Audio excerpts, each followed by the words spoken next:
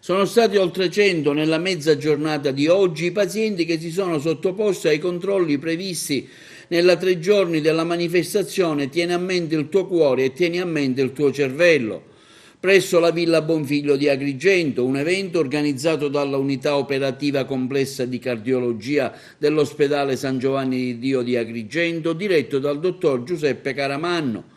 I medici e il personale hanno effettuato uno screening gratuito delle malattie cardiovascolari ai tanti pazienti presenti per l'occasione. Sì, il bilancio è sicuramente positivo, come del resto lo è stato anche nei 5 anni precedenti in cui abbiamo proposto alla cittadinanza questa iniziativa.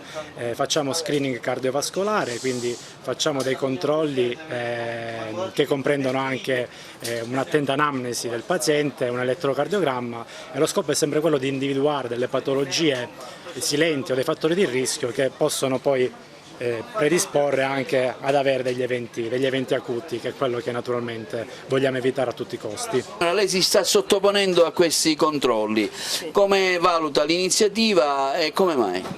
La valuto molto bene, anche perché con questi tempi che corrono tante persone non si possono permettere di pagare le visite e magari è un'occasione che gratuitamente si offre a tante altre persone. Facciamo un appello magari ai tanti... Sì, anche per altre visite sarebbe bello fare questi stand così, ecco. Per fortuna fino adesso, almeno io personalmente, non ho riscontrato patologie degne di nota.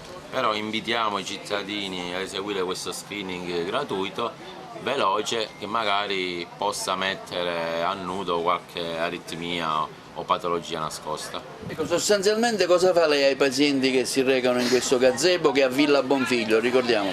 Sì, io ma soprattutto gli infermieri che collaborano con me eseguiamo elettrocardiogramma, visita cardiologica, misurazione della pressione arteriosa, misurazione della glicemia e misurazione del colesterolo totale.